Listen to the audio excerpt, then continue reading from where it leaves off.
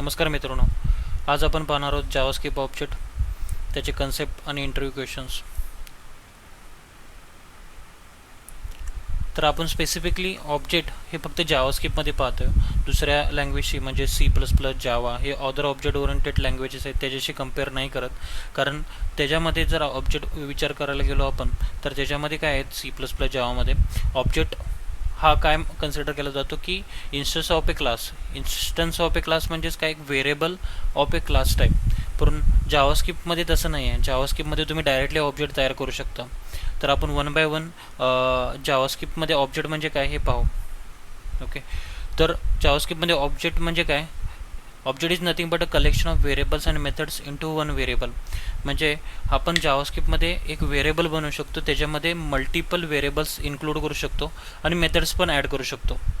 Okay, आणि जावास्क्रिप्टच्या ऑब्जेक्टमध्ये असं आहे की तो स्टँड अलोन एंटिटी आहे. जसं अदर लँग्वेजमध्ये C++, जावामध्ये तुम्हाला पहिला क्लास तयार करायला लागतो, त्यानंतर मग त्याचा इन्स्टन्स तयार करावा लागतो. इन्स्टन्स म्हणजेच काय, त्याचा व्हेरिएबल तयार करावा लागतो, त्यालाच आपण काय म्हणलं जातो, ऑब्जेक्ट म्हणतात.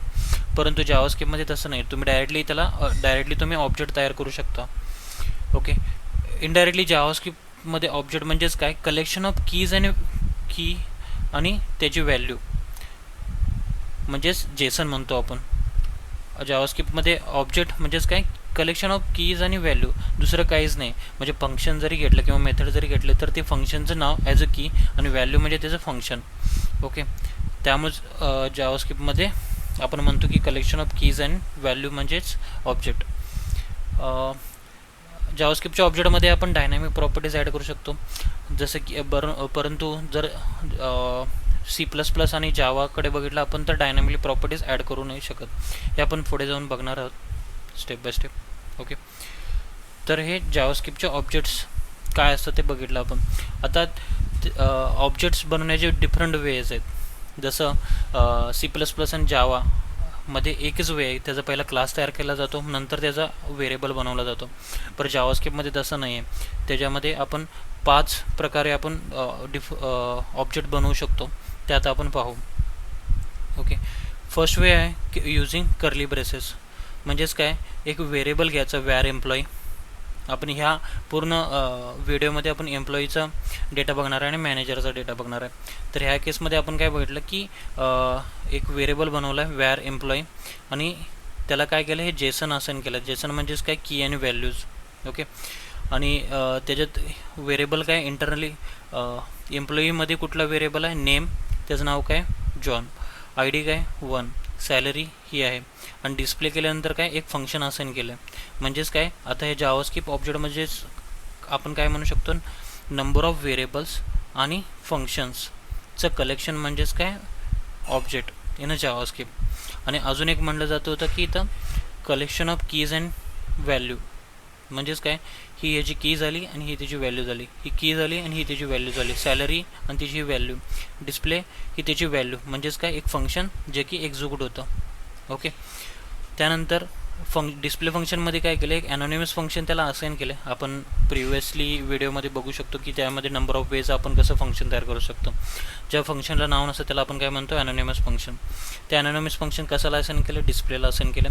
त्याच्यामध्ये काय केलं, दिस डॉट नेम आणि दिस डॉट आय डी आपण प्रिंट करून पाहिलेले आहे. ओके, ओव्हरऑल हे स्ट्रक्चर झालं एम्प्लॉईचं. म्हणजेच हा एम्प्लॉई हा ऑब्जेक्ट तयार झाला. आपण त्यानंतर पाहू शकतो की कोणतीही प्रॉपर्टी ॲक्सेस करताना कसं यूज करू शकतो, ऑब्जेक्टचं नाव डॉट त्याची प्रॉपर्टी म्हणजेच काय, व्हेरिएबलचे नाव. ओके, तर ह्या केसमध्ये आपल्याला जर सॅलरी प्रिंट करून बघायची असेल तर काय, एम्प्लॉई डॉट सॅलरी आपण करून पाहू शकतो. तसंच नेक्स्ट टाईमला काय, आपण त्याचे मेथड्स पण कॉल करू शकतो. कसे, तर ऑब्जेक्टचं नाव डॉट मेथडचं नाव. ओके, हा प्रोग्राम आपण रन करून पाहूया आपल्या ब्राउझरवर. ओके, तर मी दरवेळी म्हणतो तुम्हाला की जर जावास्क्रिप्टचा प्रोग्राम रन करण्यासाठी फक्त आपल्याला एक ब्राउझर लागतो आणि हा कन्सोल ओपन केल्यानंतर आपण रन करून पाहूया. ओके, मी कॉपी पेस्ट करतो आहे, एम्प्लॉई वॅर एम्प्लॉई, परत मी तेच जेसन कॉपी केलं आहे पूर्ण. ओके, त्यानंतर काय केलं, मी हे काढून टाकतो, मी जस्ट इनिशियलाइज करून ठेवतो म्हणजे मी एम्प्लॉई यूज करू शकतो. ओके, तर मला एम्प्लॉईची आय डी ॲक्सेस करायचं असेल तर मी काय करणार, एम्प्लॉई फक्त एम्प्लॉई डॉट आय डी. तर ऑब्जेक्टचं नाव डॉट त्याची प्रॉपर्टी काय आय डी. ओके. तसंच मला जर सॅलरी ॲक्सेस करायचं असेल तर एम्प्लॉई डॉट सॅलरी मी पाहू शकतो. ओके.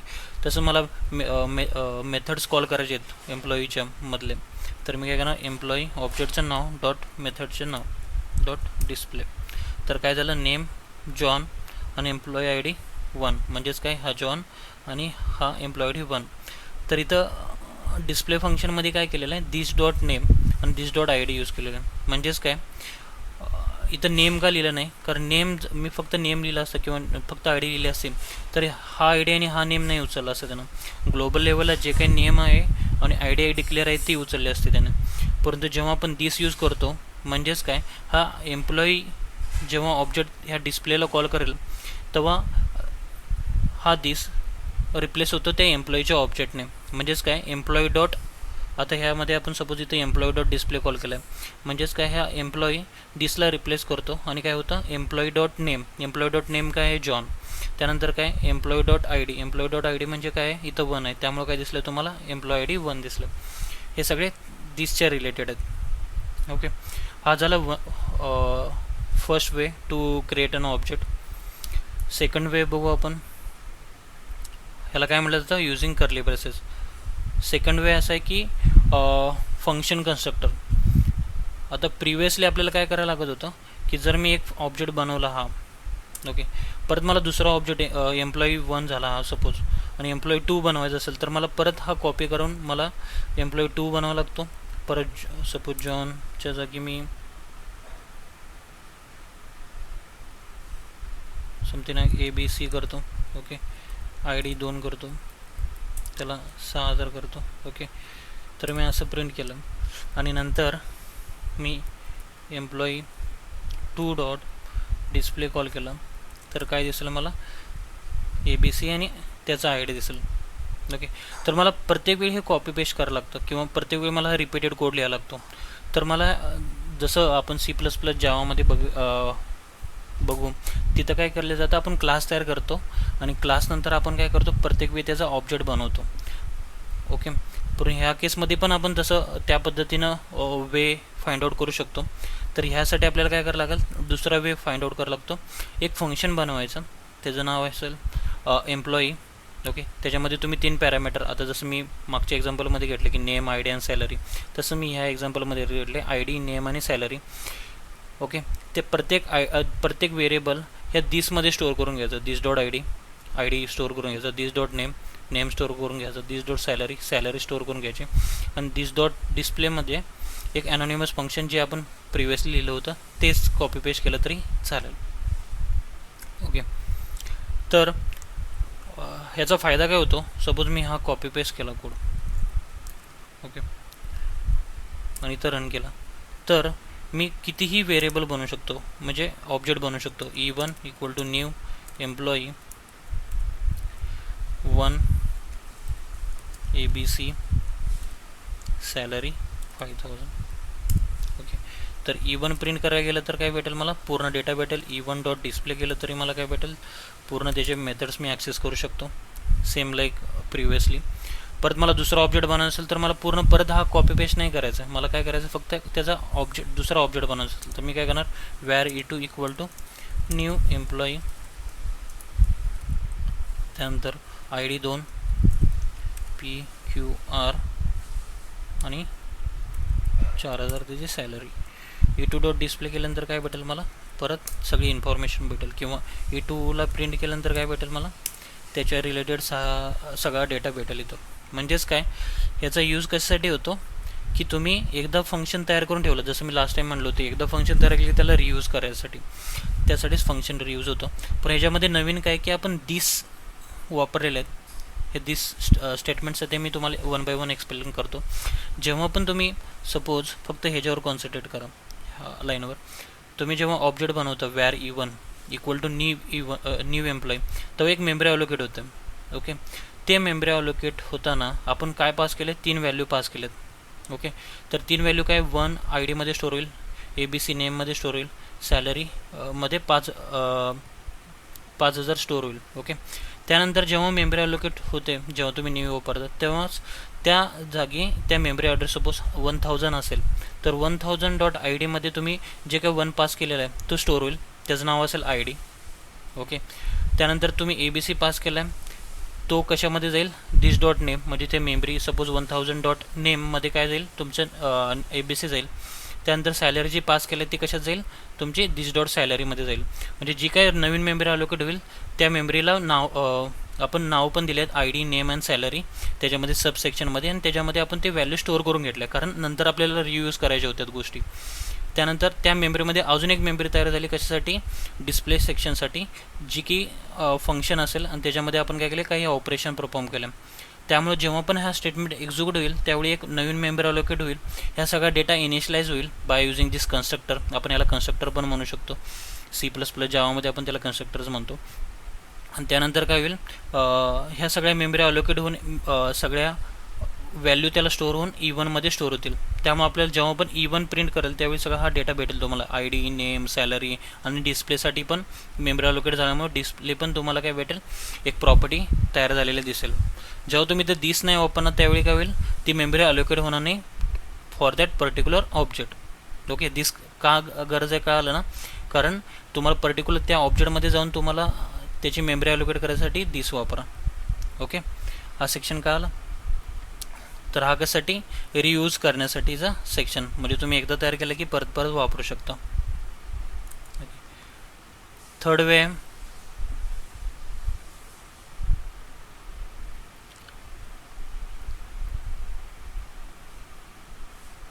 सेम, परंतु काय ह्याच्यामध्ये काय डायरेक्टली आपण फंक्शन तयार केलं होतं, परंतु ह्याच्यामध्ये फंक्शन नाही, फंक्शन बरोबर फंक्शन ॲनोनिमस फंक्शन तयार केले आणि ते एका व्हेरिएबलमध्ये स्टोअर केलं.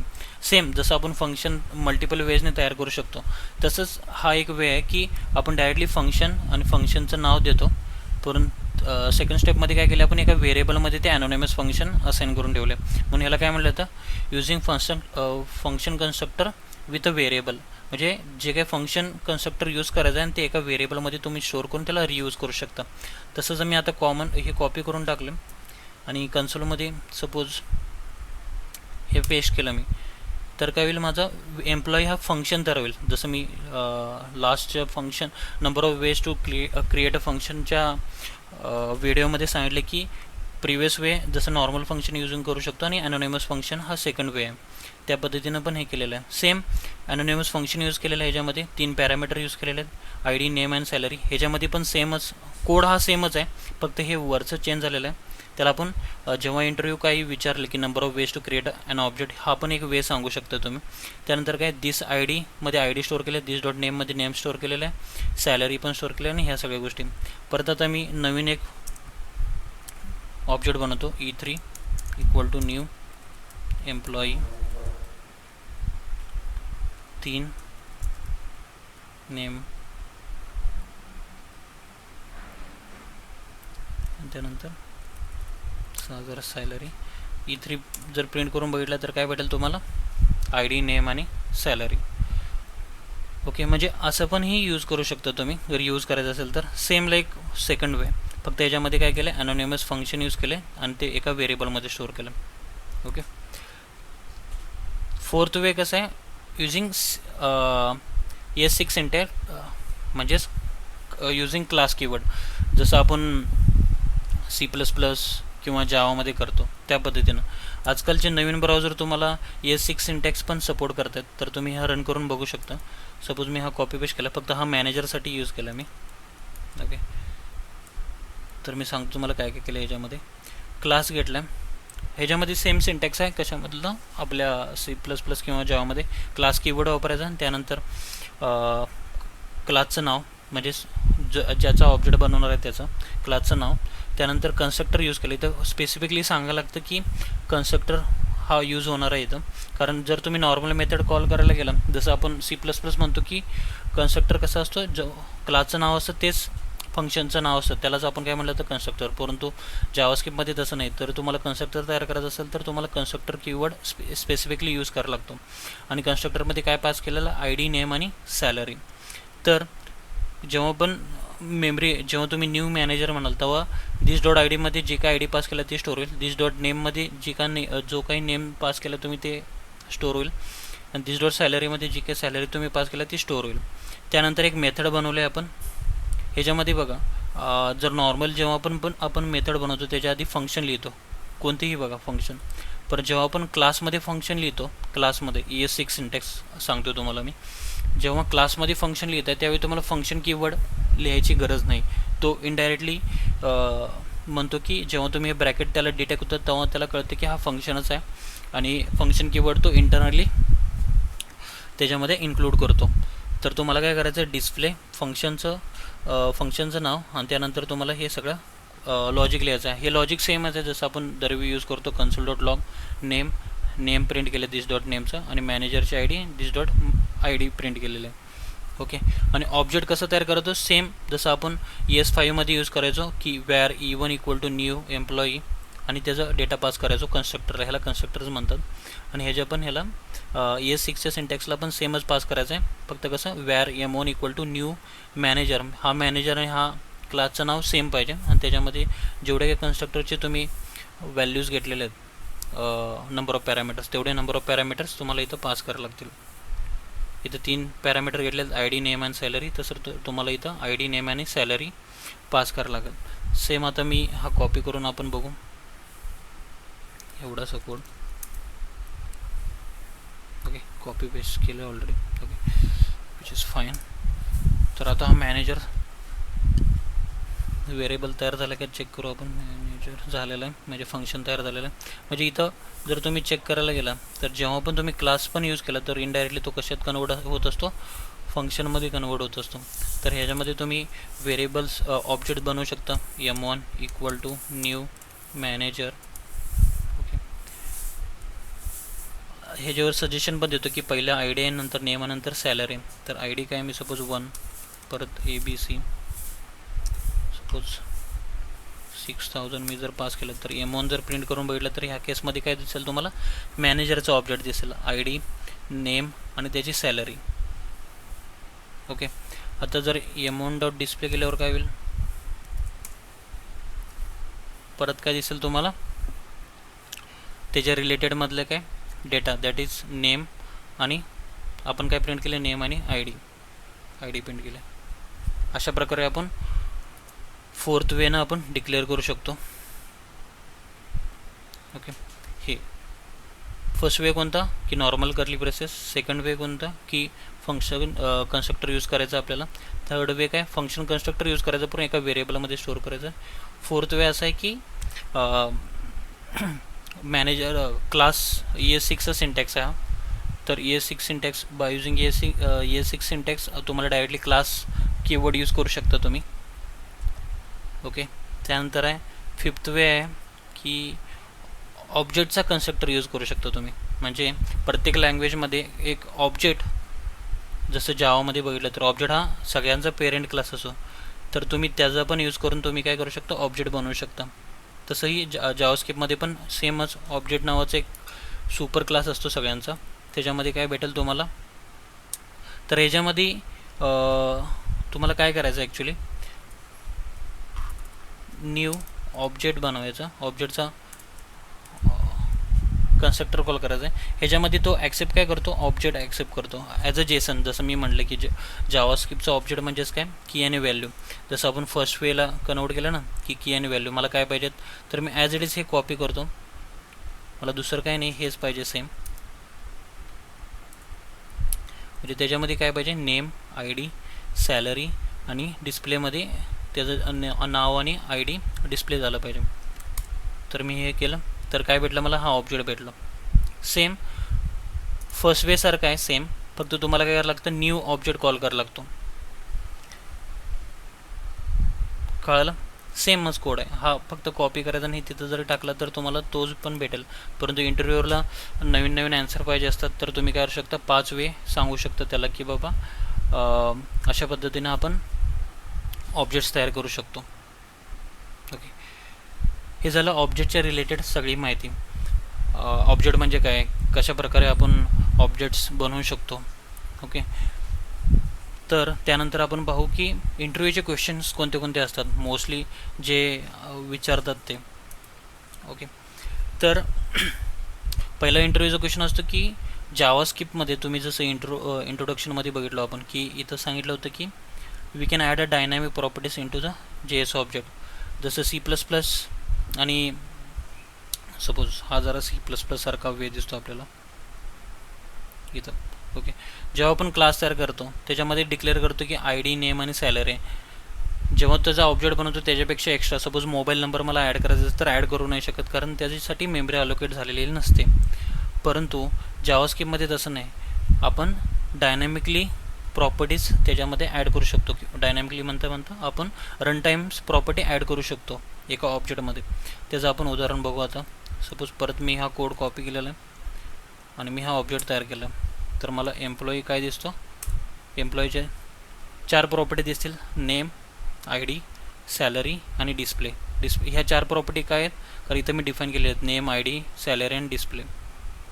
ओके, तर सपोज मोबाईल नंबर याच्यात आहे का, नाही, कारण हे 4च प्रॉपर्टी आहेत. तर मला मोबाईल नंबर ॲड करायचा असेल तर मी काय करणार, employee dot mobile number, suppose 9999 मी मोबाईल नंबर ॲड केला.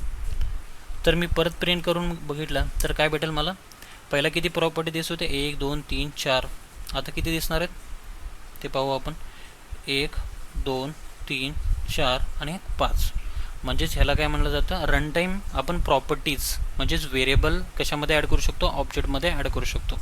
ओके, तर हा कशा पद्धतीने आपण व्हेरिएबल ॲड करू शकतो की डायरेक्टली ऑब्जेक्टचं नाव आणि नवीन प्रॉपर्टीचं नाव आणि त्याच्यासमोर त्याची व्हॅल्यू जे काही तुम्हाला असाइन करायचं तो डायरेक्टली ॲड करतो. हे रिस्ट्रिक्शन नाही आहे जावास्क्रिप्टमध्ये. जर ही C++ किंवा जावामध्ये बघायला गेलं तर आपल्याला हे ॲक्सेसच नाही होत. इथं डायरेक्टली एरर येतो की mobile number is not a property of a employee, असा एरर जावा आणि C++ किंवा अदर ऑब्जेक्ट ओरिएंटेड लँग्वेज फेकू शकतं. परंतु जावास्क्रिप्ट तसं नाही आहे, तुम्ही रन टाईमला मेमरी अलोकेशन करू शकता. ओके, दुसरा क्वेश्चन असा आहे की आता पहिला इंटरव्ह्यूचं क्वेश्चन काय म्हटलं जातं की तुम्ही रन टाईमला प्रॉपर्टी कसं ॲड करणार. सेकंडला असं म्हटलं जातं की त्याला प्रिव्हेंट कसं करू शकता की तुम्ही ॲड नाही करू द्यायचं. एकदा मी ऑब्जेक्ट बनवला तर मला त्याच्यामध्ये प्रॉपर्टी ॲड करता नाही यायला पाहिजे. सपोज मी एम्प्लॉई म्हणलं आणि एम्प्लॉई डॉट मोबाईल नंबर म्हटलं तर मला एम्प्लॉईमध्ये हा नवीन प्रॉपर्टी ॲड नाही झाली पाहिजे, म्हणजेच काय, ही मोबाईल नंबर ॲड नाही झालं पाहिजे. तर त्यासाठी तुम्ही काय करू शकता किंवा अशी काही फीचर आहे का जावास्क्रिप्टमध्ये जे प्रिव्हेंट करू शकतं. तर त्यासाठी आहे 2 ऑब्जेक्ट आहेत, ऑब्जेक्ट डॉट सील आणि ऑब्जेक्ट डॉट फ्रीज. ओके, तर मी जेव्हा ऑब्जेक्ट डॉट सील म्हणतो, ओके, परत मी एकदा हे करतो, पहिल्या स्ट्रक्चरमध्ये येतो. ओके, तर ऑब्जेक्ट डॉट सील, ओके, तर हा ऑब्जेक्ट बनवला. परत त्यानंतर काय करायचं मला, जर मी ऑब्जेक्ट डॉट सील म्हणलं, ऑब्जेक्ट डॉट सील आणि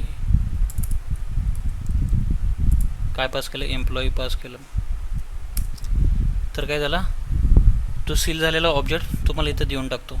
नंतर तुम्ही काहीही प्रॉपर्टी ॲड केला, employee dot suppose city, okay, city मी टाकली पुणे, तर तो जर प्रिंट करून बघितला आपण तर काय करेल, सिटी हा ॲड करणार नाही तुम्हाला, कारण तो काय झाला आहे, सील झालेला आहे.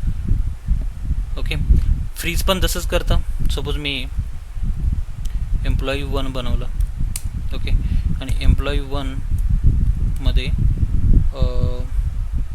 सिटी टाकलं, ह्याला काही अजून मी सील नाही केलं किंवा फ्रीज नाही केलं, तर मला एम्प्लॉई 1 बघू द्या काय दिसतं.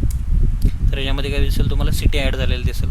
तर मला युजिंग ऑब्जेक्ट डॉट फ्रीज पण मी करून त्याला थांबवू शकतो, प्रिव्हेंट करू शकतो की नवीन प्रॉपर्टीज ॲड नाही झाल्या पाहिजेत. आता एम्प्लॉई 1ला मला फ्रीज करायचं आहे.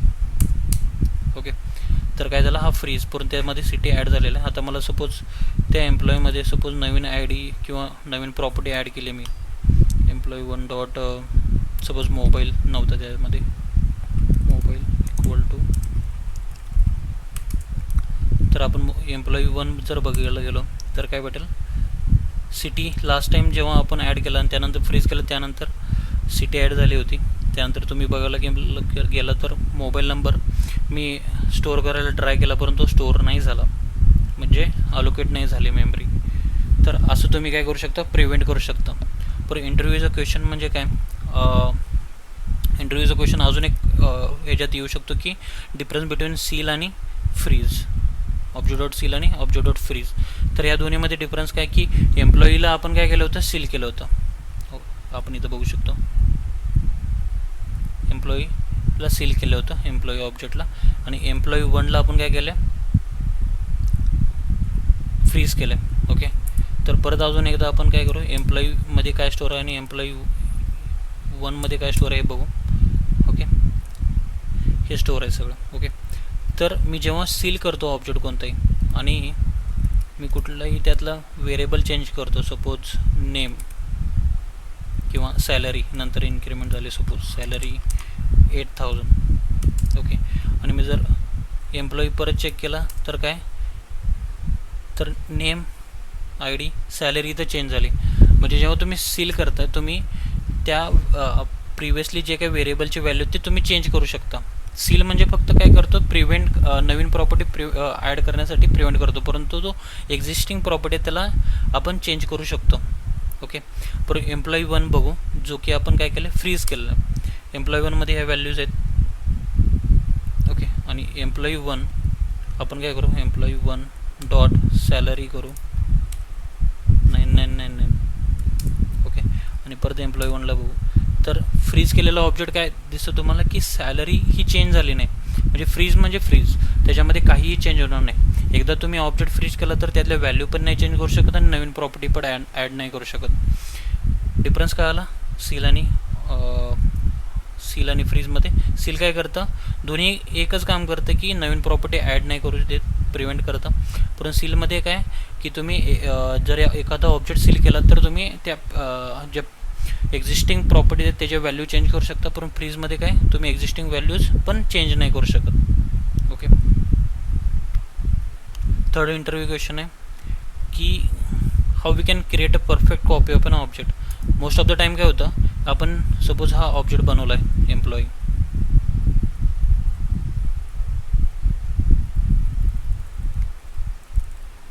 ओके, हा ऑब्जेक्ट बनवला रेग्युलर वेनं. ओके, आणि वॅर O1 हा ऑब्जेक्ट आहे आणि त्याला मी असाइन केलं एम्प्लॉई. ओके, तर हे जेव्हा तुम्ही असं असाइन करता किंवा कॉपी बनवता त्याची एम्प्लॉईची, तर इथं O1 प्रिंट करायला गेलं तर काय भेटेल तुम्हाला, सेम कॉपी भेटेल त्या ऑब्जेक्टची. आणि इथून जाऊन O1 डॉट तुम्ही नेम जर चेंज केला की बाबा मला आता,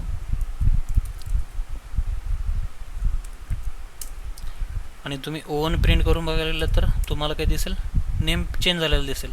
परंतु जर तुम्ही एम्प्लॉई पण चेक करायला गेला तर त्याच्यामधलं पण नाव काय झालेलं आहे, चेंज झालेलं आहे. म्हणजे जेव्हा तुम्ही इक्वल टू साईन करता तेव्हा तुम्ही काय करा, एम्प्लॉईचा जो ॲड्रेस म्हणजे जेव्हा जे काही मेमरी अलोकेट झालेली आहे त्याला काहीतरी ॲड्रेस असाइन असेल, सपोज 5000 किंवा 6000, तर त्या 6000 मेमरी अलोकेशनला किंवा 10000 मेमरी अलोकेशनला O1 आणि एम्प्लॉई हे दोघंजण पॉईंट करतात. म्हणजे जरी तुम्ही एम्प्लॉईनं जाऊन चेंज केला तर O1मध्ये रिफ्लेक्ट होईल, किंवा O1 थ्रू तुम्ही चेंज केला नेम किंवा सॅलरी किंवा आय डी तर एम्प्लॉईमध्ये पण ते रिफ्लेक्ट होईल. म्हणजे हे दोघं अलायसेस झालेत, म्हणजे दोन सेपरेट नाव झाले तर एका मेमरी लोकेशनसाठी. म्हणून काय झालं, हे मोस्टली कॉमन ड्रॉबॅक होतं की आपण काय करतो, प्युअर जावास्क्रिप्टचा कोड लिहिताना आपण कॉपी असं करतो की ह्याचा, परंतु ते कॉपी होत नाही, एकच रेफरन्स होतं आणि त्यामुळे काय होते, प्रिव्हियसली डेटा पण चेंज होऊ शकतो. त्यासाठी आपण परफेक्ट कॉपी कसं यूज करायचं ते पाहू आता. ओके, हा ऑब्जेक्ट O1 झाला. परत मी एम्प्लॉई बनवतो. ओके, आता मी वॅर O2 असा बनवतो की ऑब्जेक्टमध्ये अजून एक मेथड आहे ऑब्जेक्ट डॉट असाइन. ओके, ती काय करते, तुम्हाला दरवेळी एक नवीन मेमरी अलोकेट करते. हा ऑब्जेक्ट असेल तर ऑब्जेक्ट, ओके, त्यानंतर काय करायचं मला, एम्प्लॉई पहिला सिम्पल घेतो. Okay, employee. ओके, तर O2 बघायला गेलं तर काय भेटेल तुम्हाला, जॉन आणि सॅलरी हे सगळी कॉपी तुम्हाला ॲज इट इज भेटेल. पण सपोज मी O2 डॉट नेम चेंज केलं JS. ओके, तर O2 बघायला गेलं तर काय होईल, चेंज झालेलं दिसेल तुम्हाला JS. पण तेच जर मी एम्प्लॉई चेक केला तर काय भेटेल तुम्हाला, परत इथं काय भेटेल तुम्हाला JSच भेटेल. म्हणजे काय इथं पण काय झालं कॉमन मेथड, इथं पण तुम्हाला काय झालं की सेमच मेमरी ॲलोकेशन तो पॉईंट करतो. म्हणून ह्याच्यासाठी काय करायला लागेल तुम्हाला, जर मी स्प्रेड ऑपरेटर वापरला suppose where O3 okay employee, तर काय O3 मध्ये काय भेटेल तुम्हाला JS आणि काय सेम जो काही एम्प्लॉईमध्ये लेटेस्टवाला डेटा आहे की नेम ID सॅलरी आणि डिस्प्ले फंक्शन तसं नेम ID सॅलरी. जर मी तो O3 डॉट सॅलरी चेंज केली, सॅलरी 999 ओके O3 प्रिंट केलं तर काय भेटेल मला सॅलरी लेटेस्ट भेटेल. परंतु जर मी ती एम्प्लॉई बघायला गेलो तर काय भेटेल मला इथं काय भेटेल 5000. म्हणजे काय सॅलरी फक्त कशी चेंज झाली O3 ची चेंज झाली, परंतु ह्याची चेंज झाली का एम्प्लॉईची नाही. म्हणजेच काय इथं आपल्याला कळून येते की परफेक्ट कॉपी कशाने बनवायची by using spread operator. Okay thanks lot. जर तुम्हाला माझा व्हिडिओ आवडला असेल तर प्लीज त्याला लाईक करा. आणि जर तुम्हाला कुठल्या स्पेसिफिक टॉपिकवर तुम्हाला व्हिडिओ बनवायचा असेल किंवा पाहिजे असेल तर तुम्ही तो कमेंट सेक्शनमध्ये टाका, मी त्याच्यावर व्हिडिओ बनवतो. थँक्स.